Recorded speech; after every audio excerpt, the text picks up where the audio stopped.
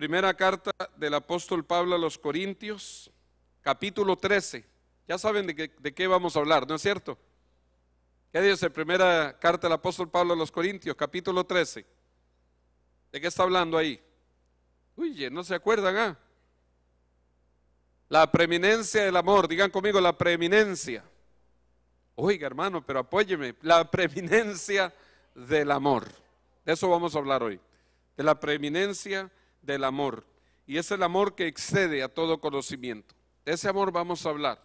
Tal vez usted ha escuchado otras veces hablar del tema, tal vez ha leído no sé cuántas esta lectura bíblica, pero hoy Dios quiere que en alguna manera refresquemos, diga conmigo, refresquemos el corazón en estos principios que nunca debemos de olvidar, como lo es el amor de Dios.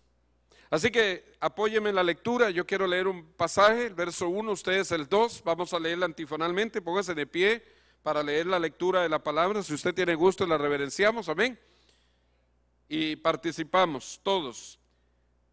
Dice de la siguiente manera la palabra del Señor, Primera de Corintios 13, si yo hablase lenguas humanas y angélicas, si no tengo amor, vengo a ser como metal que resuena o címbalo que retiñe.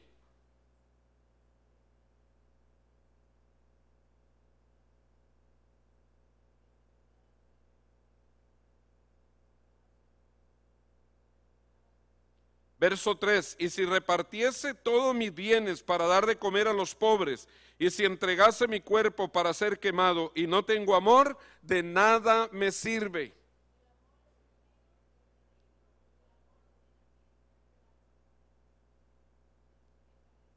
No hace nada indebido, no busca lo suyo, no se irrita, no guarda rencor. Verso 7, todo lo sufre, todo lo cree, todo lo espera, todo lo soporta.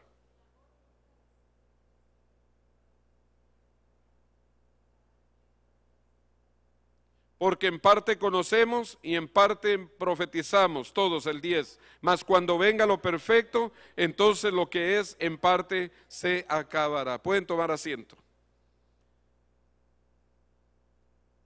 Como le dije al principio, vamos a hablar de la preeminencia del amor. Y no sé, ¿quiénes de verdad alguna vez leyeron o estudiaron 1 Corintios 13, por lo menos una vez en la vida? Levante la mano. Algunos no. Oye, pero qué bueno que le estamos leyendo hoy, ¿no es cierto? Algunos inclusive, yo me acuerdo, no sé si usted tuvo un noviazgo en el Señor, que sacábamos textos de 1 Corintios 13 ahí para hacer una notita a la novia, todo es romántico, es decir, el amor todo lo cree, todo lo sufre, todo lo soporta, todo lo espera. De alguna manera mandamos alguna carta con un texto bíblico, ¿no? Tratando de enamorar a esa persona que amamos.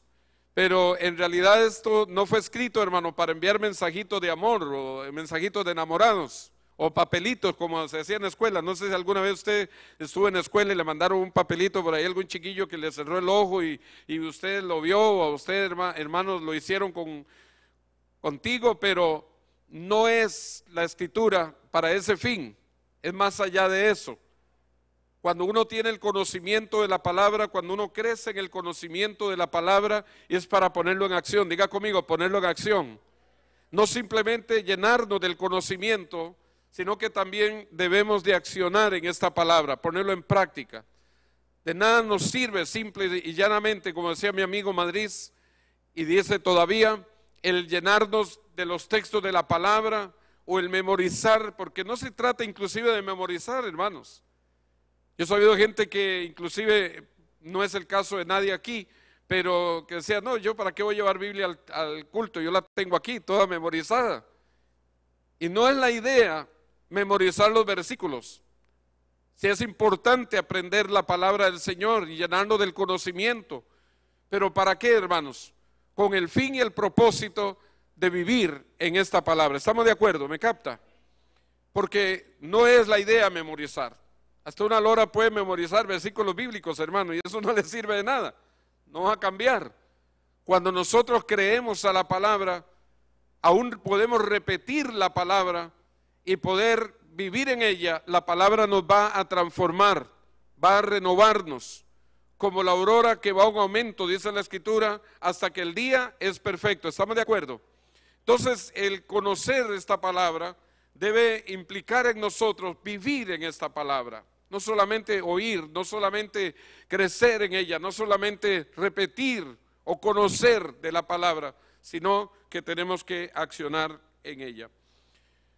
Si usted está tomando nota por ahí, estuve buscando una definición en el sentido humano acerca del amor y me encontré algunas cosas muy interesantes, pero la que más quiero extractar es la que voy a leer para ustedes. Y dice, el amor es un concepto universal relativo a la afinidad entre seres, definido de diversas formas, según las diferentes ideologías y puntos de vista, por ejemplo, el artístico o el científico, filosófico o el religioso. De manera habitual y fundamentalmente en Occidente, o sea, en nuestros países, se interpreta como un sentimiento relacionado con el afecto y el apego, y resultante y productor de una serie de actitudes, emociones y experiencias. Así es como se define humanamente hablando el amor. En el contexto filosófico, me gustó esta parte cuando la leía, dice, el amor es una virtud que representa todo el afecto, la bondad y la compasión del ser humano. ¿Qué le parece eso? Representa todo el afecto, la bondad y la compasión del ser humano.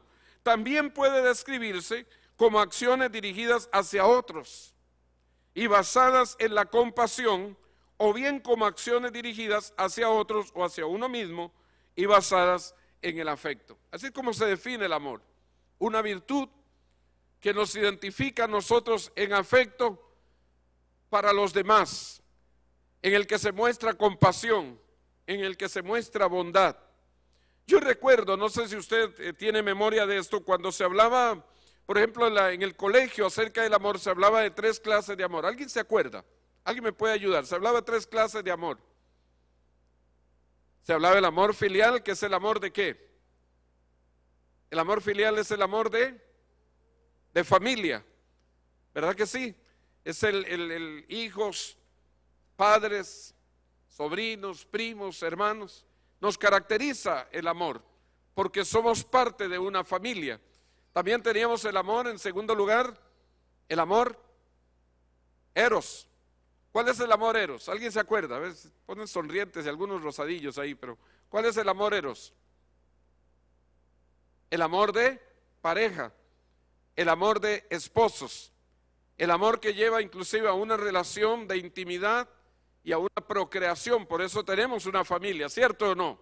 Y es el diseño y es el plan de Dios también. Pero también tenemos la tercera clase del amor, que es el amor, se nos enseñaba por nuestros maestros y profesores, que es el amor ágape. Diga conmigo, el amor ágape. ¿Cuál es el amor ágape? El amor entre creyentes, el amor, vamos a verlo en el sentido religioso, el amor que refleja a Dios mismo en su naturaleza. Es el amor, como dice Pablo, que excede, diga conmigo, que excede a todo conocimiento. Entonces tenemos por lo menos, después de esta definición que he leído para ustedes, el amor como una virtud en el cual se refleja la compasión, la bondad, el afecto de unos con otros. Tenemos entonces las 3 clases de amor que también es clasificado el ser humano. El amor filial, que es el amor de familia, el amor eros, que es el amor de esposos, y el amor ágape, que es el amor de Dios o el amor de la familia de la fe. ¿Estamos de acuerdo? ¿Me van siguiendo, hermanos? Ahora, cuando nosotros vamos a la Biblia, ahí vemos un principio muy diferente, muy distinto. Es el principio del cual Dios se revela al hombre.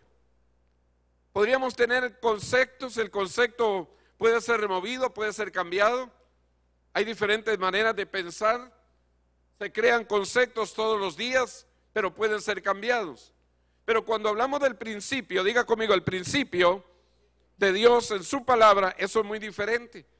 ¿Por qué? Porque Jesús dice que el cielo, diga conmigo, el cielo, vamos, dígamelo, pero que de verdad, hermanos, el cielo y la tierra pasarán, pero mi palabra, dice el Señor, no pasará. O sea que todo lo que yo leo de parte de Dios en su palabra, hermano, es principio. Y los principios de Dios nunca van a ser removidos. Porque la palabra de Dios, dice Hebreos 4, el Espíritu Santo es viva. Diga conmigo, viva y eficaz. Es poderosa. Convierte, dice el salmista en el capítulo 19, aún el alma. A mí eso me mueve el corazón, hermanos, porque cuando hablamos, mire, cuando usted evangeliza, cuando habla del amor de Dios, cuando le comparte a otras personas de la belleza de la Escritura Sagrada, hermano, aunque tal vez usted no está viendo de repente el fruto, el cambio, esa palabra que usted y yo estamos sembrando es viva y es eficaz. Y si cae en buena tierra va a producir fruto, aleluya.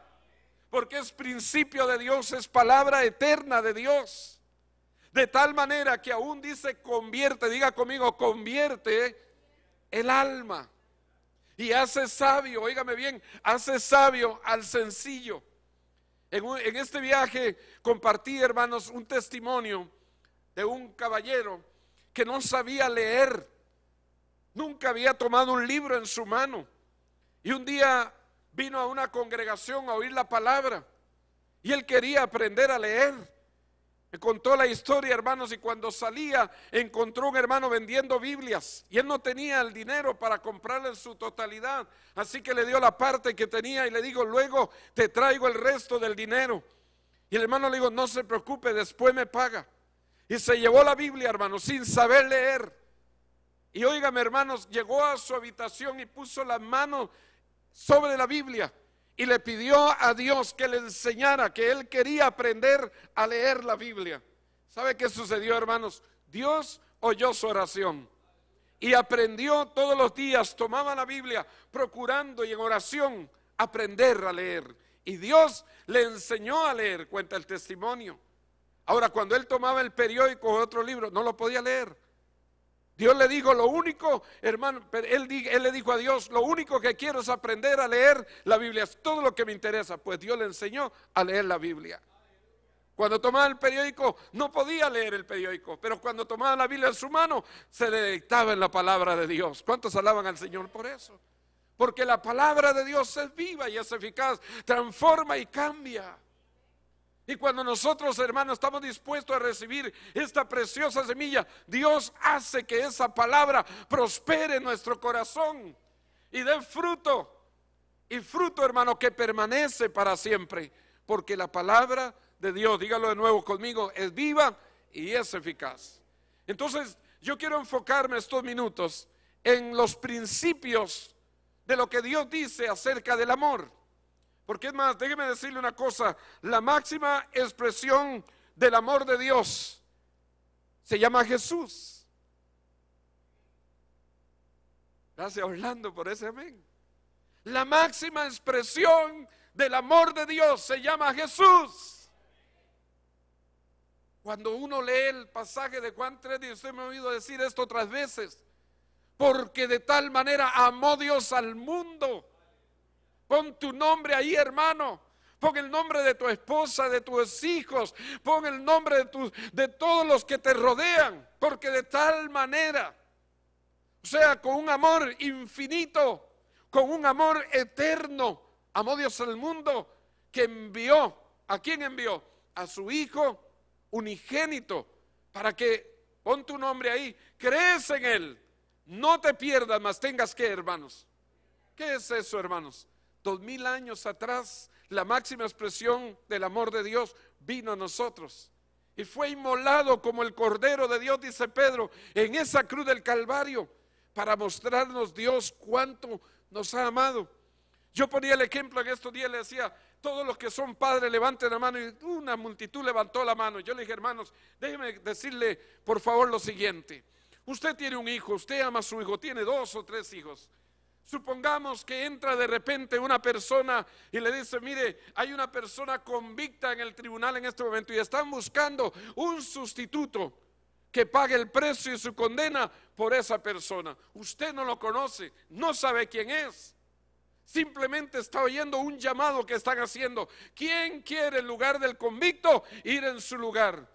Usted, padre de familia, les decía yo, está dispuesto a sacrificar, a entregar a alguno de sus hijos. Vamos a decir el mayor, el primogénito. O vamos a decir, como decimos en Costa Rica, el cumiche, el más mimado. ¿Usted lo ofrendaría? ¿Usted lo entregaría? Levante la mano el que primero lo hace. Nadie levantó la mano. Por supuesto, hermanos, nosotros estaremos dispuestos a entregar un hijo por aquel que no conocemos, que va a ser condenado, que va a ser llevado, sea, a muerte. No, y sin embargo no lo hizo Dios con nosotros. Sin, hermanos, óigame, bajo nosotros mismos estar bajo una sentencia de muerte, porque así es. ¿Qué dice Romanos 3:23? Por cuanto todos, diga conmigo, todos pecaron, todos están ¿qué? ¿Qué destituido? Está fuera completamente, destituido de la gloria de Dios. Romanos 6:23, porque la paga del pecado es ¿qué? Esa era la sentencia, hermanos.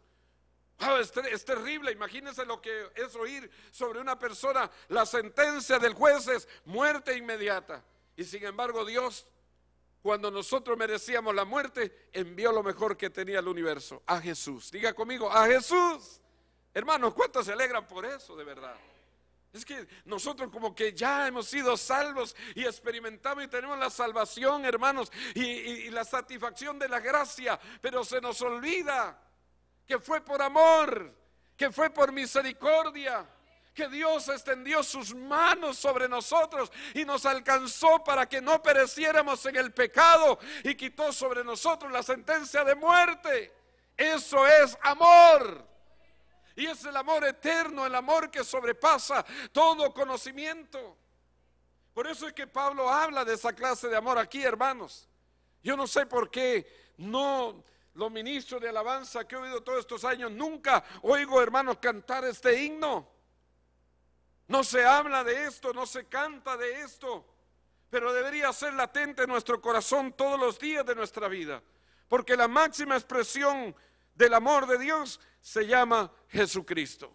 Ahora, ¿por qué es imprescindible el amor? Número uno, porque el amor es parte de la naturaleza de Dios. El amor es parte de la naturaleza de Dios. Si no hubiera habido amor, hermanos, en Dios, nosotros quizás ¿dónde estuviéramos? Uno ve a un Dios en el Antiguo Testamento, usted ve a un Dios airado, es un Dios que trae juicio sobre el pueblo, pero aún en su juicio es por amor, aún en su juicio, hermanos, por su justicia. Es porque Dios quiere traer al hombre a su conocimiento, aun cuando el hombre es desobediente y terco, perdonándome la expresión, Dios permite que pase por procesos aún de juicio para extenderle su misericordia. Pero cuando el hombre está bien, hermano, lo que menos se acuerda de Dios. Está bendecido, prosperado, victorioso, buen carro, buena casa, finanzas, y al que menos le da la gloria es a Dios. Aún se da la gloria a sí mismo, estoy hablando a la gente sin Cristo. Aún se da la gloria a sí mismo por mi capacidad, por mi intelecto. ¿Qué dice el proverbio? No te apoyes en tu propia prudencia. ¿Por qué, hermanos? Porque apoyados en nuestra propia prudencia refleja el orgullo, y el orgullo es soberbia, y Dios resiste al que es soberbio. ¿Me estoy explicando? Pero cuando reconocemos que es Dios en nosotros, hay una actitud de humildad.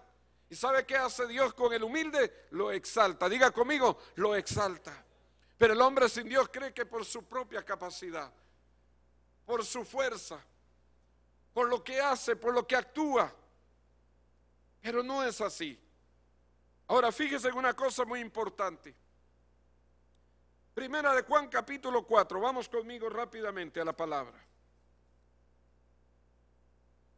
Primera de Juan capítulo 4.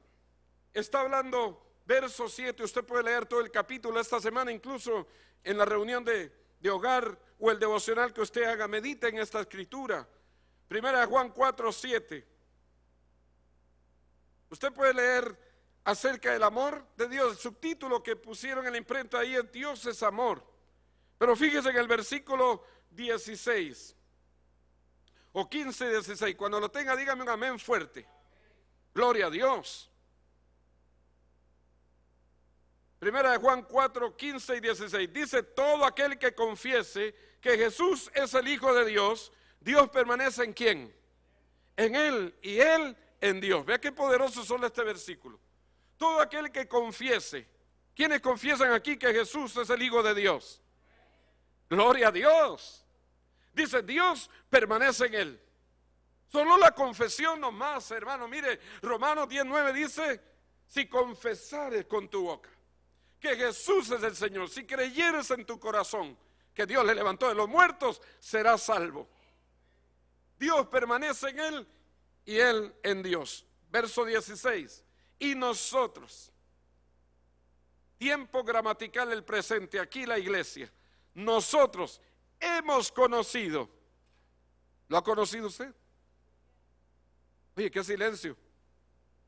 Dice, y nosotros hemos conocido y creído el amor que Dios tiene para con nosotros. Dios es ¿qué? Dios es, y el que permanece en amor, permanece en Dios y Dios en él. Para mí eso es poderoso, hermanos. Fíjese, ahí está en la pantalla, nosotros hemos conocido. O sea, da por un hecho, no es que usted le va a conocer, hemos conocido y creído el amor que Dios tiene para con nosotros. La gente dice que Dios tiene amor. No, Dios es la esencia misma del amor. Él en su naturaleza es amor. Dios es amor. Dígalo conmigo fuerte. Dios es amor. Y el que permanece en amor, permanece en Dios y Dios en él. Ahora sí, aquí nos lleva esto, hermanos, a un examen interno del corazón. Tenemos ese amor. Habita en nosotros. Porque mire, leíamos en 1 Corintios 13 y dice que el amor es sufrido. El amor es benigno. Véalo ahí en la escritura. El amor no tiene envidia. No es aquí, hermano, pero uno a veces entra a un lugar donde hay damas, quizás no conocen al Señor, y cuando entra una dama elegante, todas la miran de pies a cabeza. Mira qué zapato, qué bolso lleva, qué vestido. Y como que despierta cierta envidia. Ay, si yo pudiera vestir así. Y uno dice, la envidia. Y a veces en la misma congregación despierta la envidia. Y si yo pudiera, y si yo tuviera, mucho cuidado. Fíjese lo que dice ahí. El amor es sufrido. El amor es benigno. El amor no tiene envidia. El amor no es jactancioso, no se envanece. Dice, no hace nada indebido, porque me dice aquí, hermanos, que el que permanece en amor, o sea, en esta verdad, en estos principios, Dios permanece en él, así como él permanece en Dios. Dice que el amor, verso 6 de 1 Corintios 13, dice, no se goza de la injusticia. Y qué bueno que le pasó, porque así aprende. Ay, hermano, ¿será eso una realidad del amor de Dios en nuestra vida? Ve, yo lo sabía, algo mal estaba pasando, que reciba juicio por el pecado que tiene. ¿Será eso misericordia? ¿Será eso tener compasión? ¿Será eso tener amor? Pastor, es que a mí me hicieron, y como a mí me hicieron, otro, vaya conmigo, porque el amor define a un cristiano. Mire, 1 Juan 4, verso 7. ¿Cómo lo define? Amados, amémonos ¿quiénes? Amémonos unos a otros. ¿Con qué clase de amor? El amor que estoy viendo en 1 Corintios 13. Porque el amor es de Dios. Todo aquel que ama es nacido de ¿dónde? O sea, la simiente santa está en él. No hay otra. Amas, eres nacido de Dios. Ahora dice, y conoce a Dios. Mira el verso siguiente. El que no ama, no ha conocido a Dios. Porque Dios es ¿qué? Dios es amor. Y en esto se mostró el amor de Dios para con nosotros, en que Dios envió a su Hijo unigénito al mundo para que vivamos por Él. Y en esto consiste el amor, no en que nosotros hayamos amado a Dios, sino en que Él nos amó a nosotros. ¿Está oyendo eso, hermanos? En esto consiste la esencia, la naturaleza. No en que nosotros hayamos amado a Dios, sino en que Dios nos ha amado a nosotros y envió a su Hijo en propiciación por nuestros pecados. Entonces, dos elementos aquí. El que ama es porque conoció a Dios, el que no ama porque no lo ha conocido. Hermano, yo tengo el tratado de teología, yo conozco la doctrina. Usted puede conocerla, como le dije al principio, aún de memoria. Pero ¿es esto una realidad, una acción en su vida? ¿O simplemente es conocimiento? Hermano, mire, puede que nosotros no sepamos mucho de la Biblia. A veces, cuando hasta se nos preguntan cuántos libros tiene el Antiguo Testamento y el Nuevo, a veces pensamos, bueno, ¿cuántos tendrá? 79, tendrá 89, ¿cuántos será? No importa. ¿Cuánto conoce usted la doctrina? ¿Cuánto conoce la teología? Eso no es lo importante. Es si amas a tu hermano. Porque si amas, has conocido a Dios. Y no es un amor superficial, hermanos. Un amor que, como decía nuestro abuelo, por salir del paso, porque digo que yo amo. Porque el amor tiene, diga conmigo, tiene que demostrarse y debe demostrarse. Entonces el que ha conocido a Dios es aquel que ama. Y el que no le ha conocido, simplemente ese que no ama, no le ha conocido. ¿Por qué digo que el amor define a un cristiano? Primero, porque el que ama es nacido de Dios. Primera Juan 3:16, ¿se acuerda lo que dice? En segundo lugar, Primera Juan 3:16. ¿Alguien lo quiere buscar, por favor? Ahí está enseguida. Léalo, porque está hablando de la esencia en la vida entre nosotros. ¿Qué dice? Primera Juan 3:16.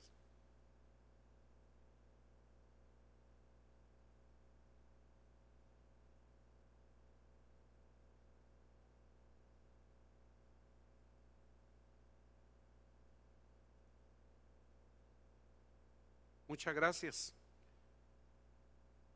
Oye, estoy sorprendido de los amenes. Estoy sorprendido, hermano. Oh, pastor, yo conozco Juan 3:16. Sí, no, Primera de Juan 3:16. Que en esto hemos conocido. No dice que la doctrina, no dice que la teología. No he memorizado los libros de la Escritura. En esto hemos conocido el amor de Dios, en que así como Él, diga conmigo, Él puso su vida por nosotros, nosotros también debemos de poner nuestra vida por nuestros hermanos. Se demuestra.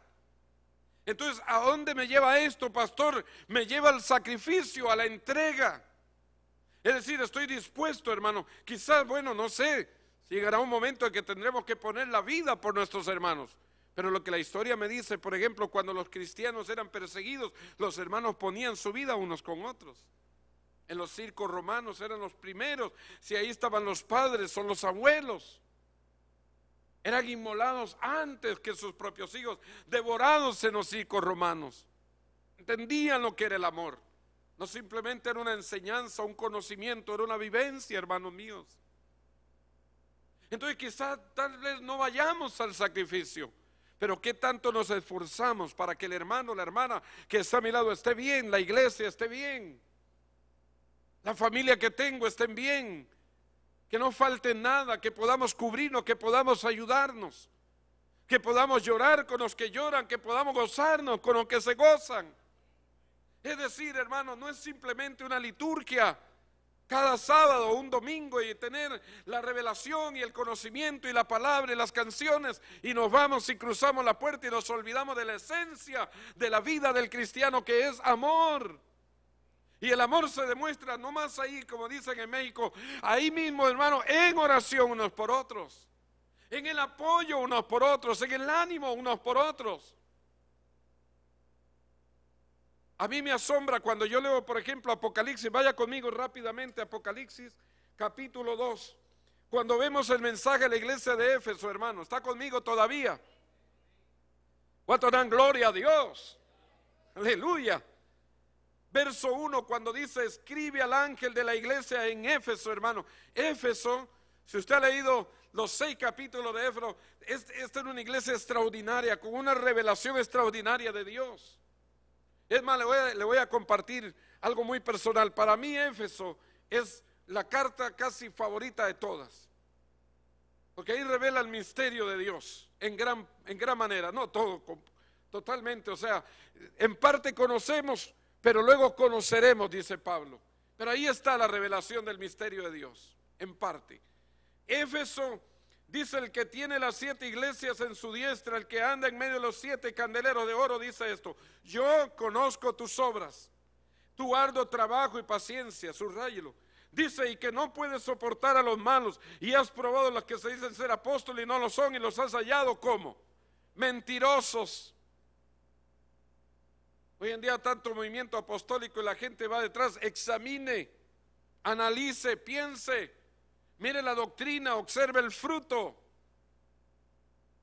No podemos decir apóstol a cualquiera que se diga yo soy apóstol.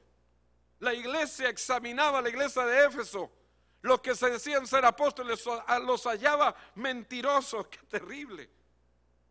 Y has sufrido, le dice el Señor a la iglesia, has tenido paciencia, has trabajado arduamente por amor de mi nombre, no has desmayado. ¿Qué clase de iglesia? Cualquier pastor desearía, hermano, una iglesia en esa condición.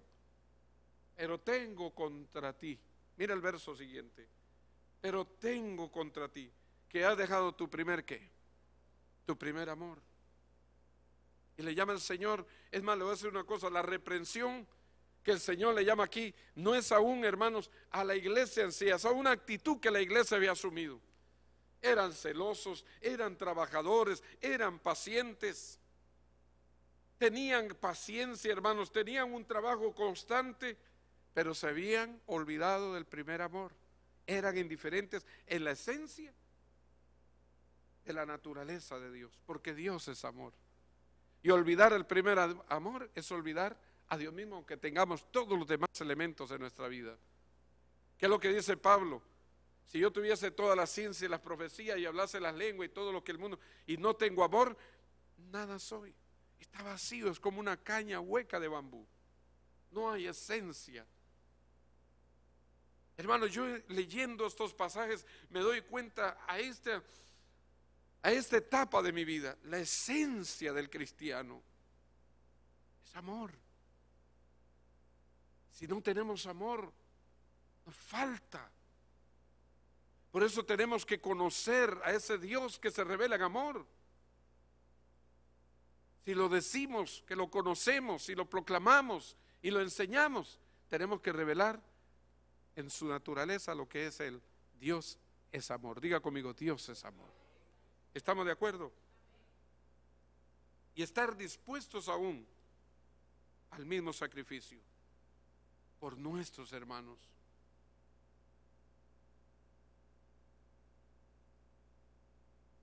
¿Estamos de acuerdo?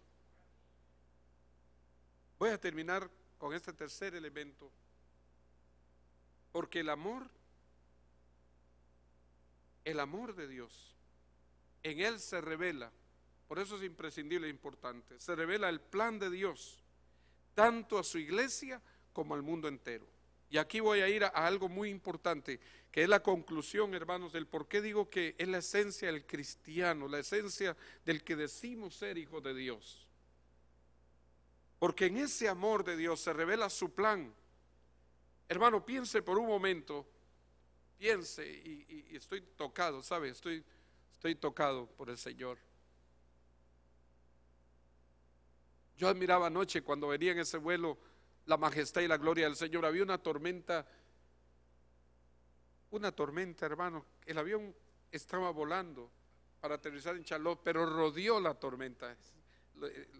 Yo digo, estos pilotos son tan extraordinarios. ¿Cómo Dios les dio esa sabiduría? Solo el hecho de despegar un avión con la cantidad de equipaje que lleva abajo, que cada persona puede llevar 2 maletas de 45 libras, más el peso de los pasajeros, y levantar ese avión, hermano, con 300 pasajeros o con 200 pasajeros, y levantarlo a 36,000 o 32,000 pies de altura. Y había una tormenta, y él empezó a rodear la tormenta. Y yo saqué el iPad, empecé a tomar el video de la tormenta, hermano, y como él tardó un poco más, pero estaba rodeando la tormenta. Él no entró a la tormenta, y estaban siendo ya como el atardecer, tipo 6 de la tarde, 6 y algo de la tarde, y al fondo se veía el celaje, se veía la ciudad de Charlotte, y él rodeó la tormenta, hermano, y aquello reflejaba, hermanos, el poder de Dios, la grandeza de Dios. Y yo me sentía como cuando Dios nos permite a veces pasar por los procesos de la vida, nos hace quizás estar ahí mirando, observando, aún inclusive en medio de una tormenta. Pero después de la tormenta viene la calma, viene la bonanza, viene el celaje, viene la bendición, viene la gracia, porque Dios es amor. Y me podía pensar en todo lo que Dios es en su esencia. La creación misma refleja el amor de Dios. Nos mantiene con el oxígeno, nos mantiene con los elementos necesarios para la vida. No nos mezquina nada, nos lo da todo en abundancia, porque Dios es amor. Tiene misericordia de nuestra familia, de nuestros hogares, en la salida, en la entrada. El Salmo 121, está Dios anuente, Jehová guardará tu salida y tu entrada de ahora y para siempre. Y uno ve la misericordia de Dios en todo. Todo el plan de Dios. Lea Colosenses capítulo 1, lea Efesios capítulo 1, y ve uno la esencia del amor de Dios. Pero fíjese en algo importante.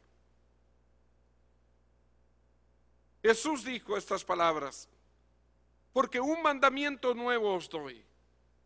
Yo digo, un mandamiento más, y me imagino que los doctores de la ley, los eruditos y aún los discípulos, si tenemos en Éxodo 20 los 10 mandamientos ceremoniales, lo básico, lo indispensable para la vivencia del hombre, y nos dio 614 en el Levítico. Escuche esto, hermanos. Y ahora Jesús dijo, un mandamiento nuevo: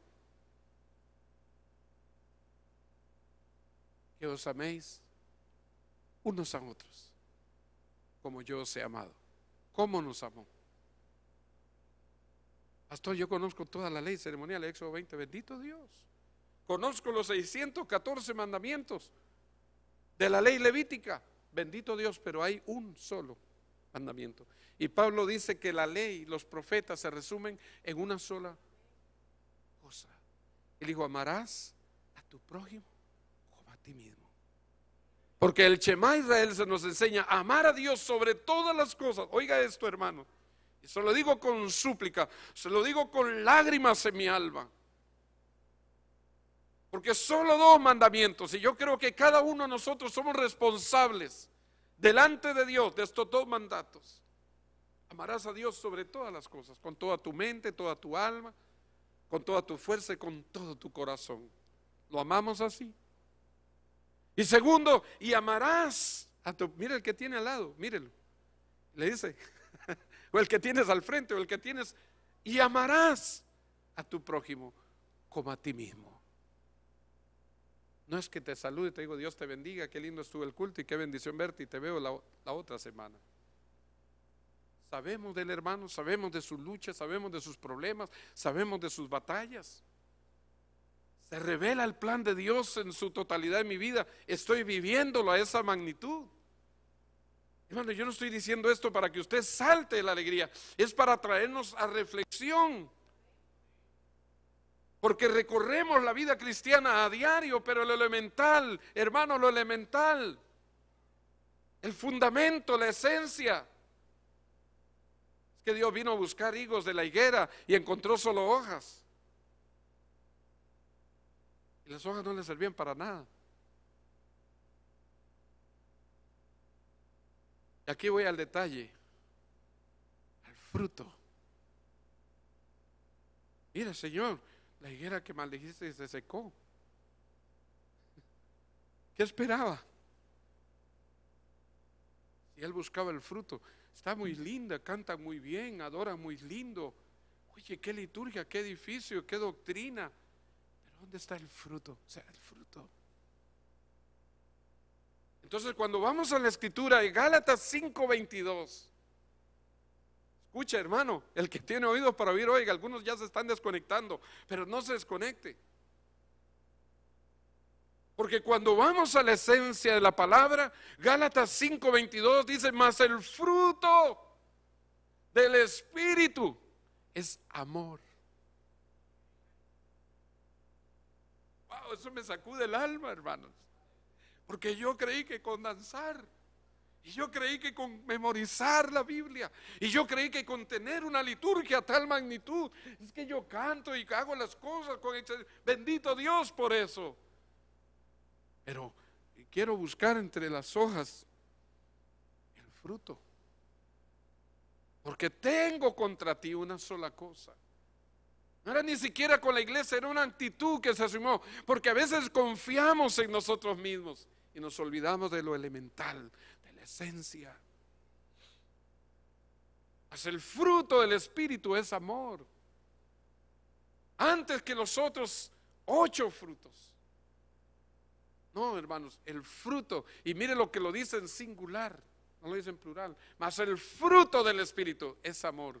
Y como consecuente del amor, luego dice gozo, y luego dice que es paz, y luego dice que es bondad, paciencia, benignidad.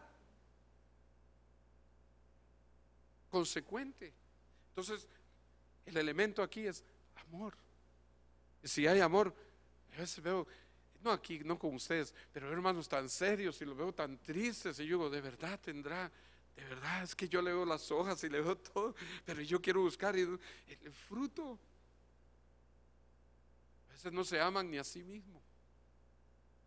Y alguien dijo en una ocasión, si queremos aprender a amar a nuestro prójimo, tenemos que aprender a amarnos a nosotros mismos. Y a veces no nos valoramos, y como decía el pastor Jonathan, desestimamos aún en lo poco que somos o tenemos, cuando eso poco Dios puede hacer grandes cosas.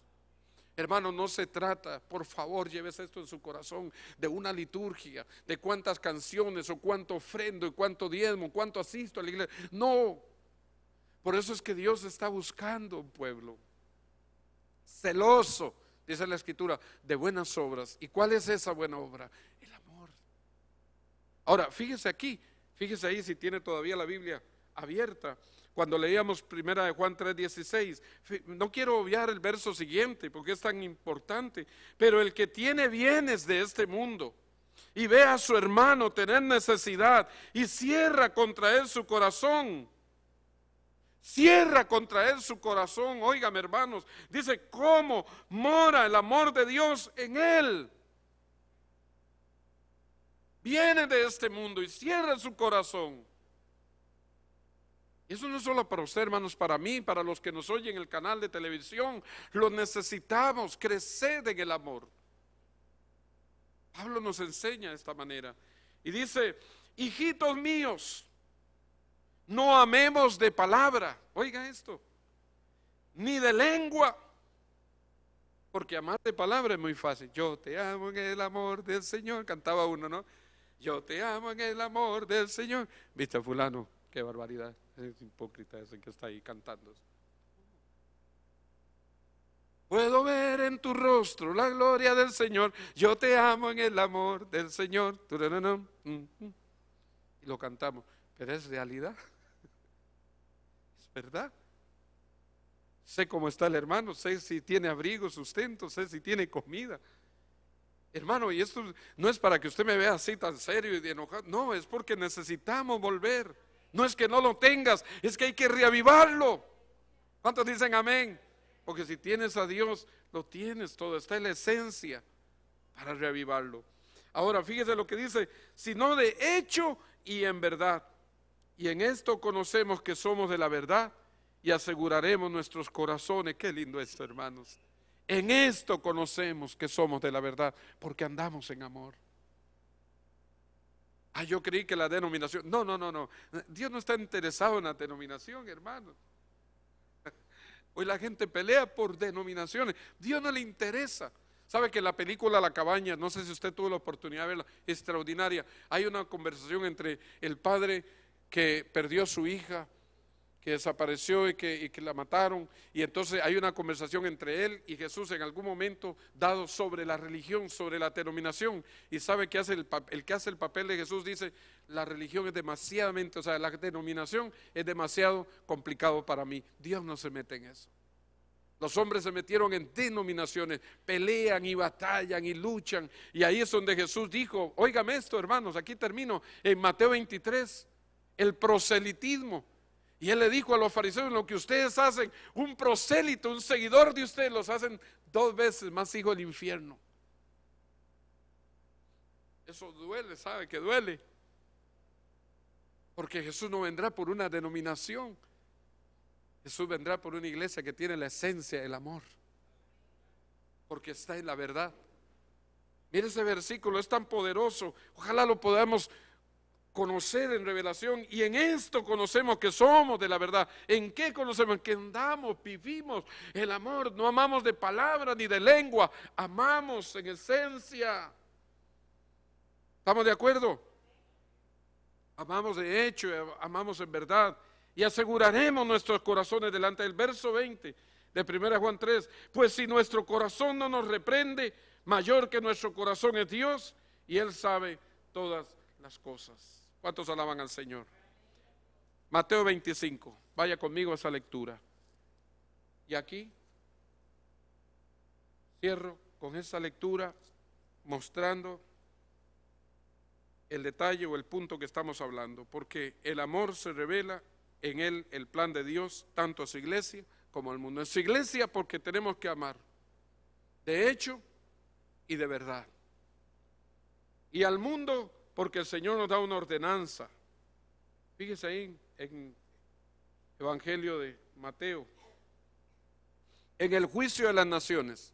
Un día vamos a hablar sobre esto, hermanos.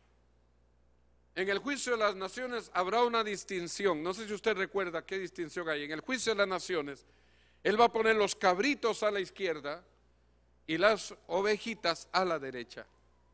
Es una forma de parábola para captarlo. O sea, la gente que ha sido desobediente, contumaz y rebelde, que simplemente vive de una idea y no de la esencia, o de una religión o denominación y no de en verdad, los cabritos.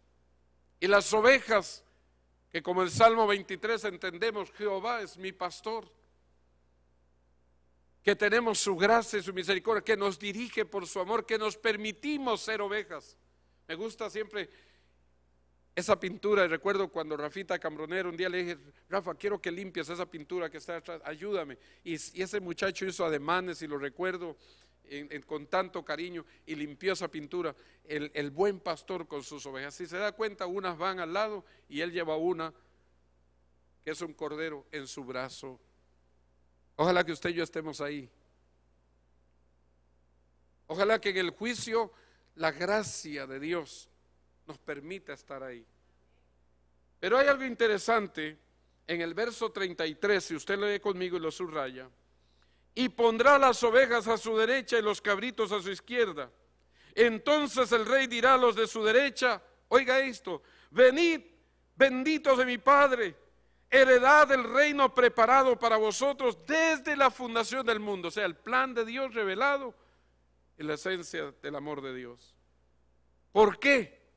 Viene la respuesta al verso 35. Tuve hambre y me diste de comer. Tuve sed y me diste de beber. Fui forastero y me recogisteis. Estuve desnudo y me cubristeis. Enfermo y me visitasteis. En la cárcel y vinisteis a mí. Entonces los justos, ahí estamos nosotros. Los justos no es por nuestras obras, sino por la gracia de Dios, por las obras de justicia de Dios en nosotros. Entonces los justos le responderán diciendo, Señor, ¿cuándo te vimos hambriento y te sustentamos, o sediento y te dimos de beber? ¿Y cuándo te vimos forastero y te recogimos, o desnudo y te cubrimos? ¿O cuándo te vimos enfermo o en la cárcel y vinimos a ti? Y respondiendo, fíjese, el rey le dirá, de cierto os digo, que en cuanto lo hiciste a uno de estos mis hermanos más pequeños, vuelva que mira al que está al lado, al que todavía está despierto, porque algunos ya se fueron. Dice, mis hermanos. Sí, porque gracias a Dios que ya lo tiene todo, por eso ya se fue hace rato, desconectó y dijo, y esto yo lo estoy viviendo. Bajó el switch. Pero nosotros que lo necesitamos, despiértese, hermano. Despiértese. Y respondiendo el rey le dirá, de cierto os digo que en cuanto lo hiciste a uno de estos, mis hermanos, está al lado suyo, está detrás de ti, el que está delante de ti, más pequeños, a mí lo hicisteis. ¿Por qué? Porque el que ha conocido a Dios, ama y participa en esencia del amor.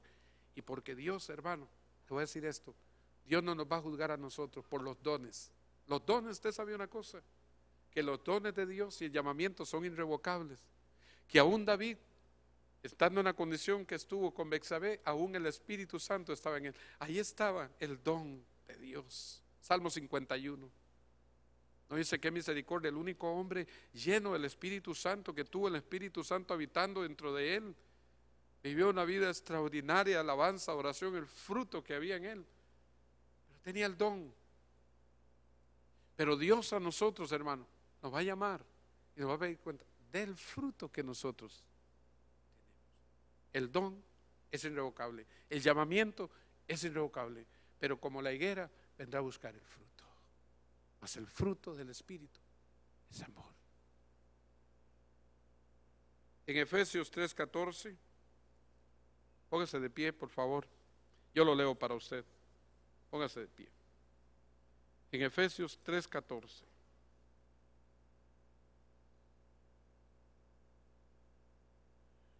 Quiero dejarlo con esta escritura para que vaya a su casa.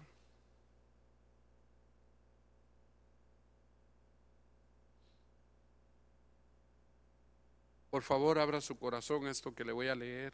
Es la conclusión. Efesios 3, por lo que Pablo oraba. Hermanos, Dios me permite viajar, entrar, salir, ver, vivir. Me duele mucho ver cómo la esencia, la naturaleza de Dios se ha perdido en su pueblo. No dejes perder el amor. No te olvides de los que están a tu alrededor, no te olvides de tu casa, en primer lugar de tus hijos. Por esta causa, dice Pablo, doblo mis rodillas ante el Padre de nuestro Señor Jesucristo, de quien toma nombre toda familia en los cielos y en la tierra, para que os dé conforme a las riquezas de su gloria el ser fortalecidos, escuche bien, con poder en el hombre interior por su espíritu, para que habite Cristo por la fe en vuestros corazones, a fin de que arraigados y cimentados en amor, seáis plenamente capaces de comprender con todos los santos cuál sea la anchura, la longitud, la profundidad y la altura, y de conocer el amor de Cristo que excede a todo conocimiento, para que sea lleno de toda la plenitud de Dios. Lleno del amor, seremos llenos de toda la plenitud de Dios, porque Dios es amor. Oramos. Gracias, Señor.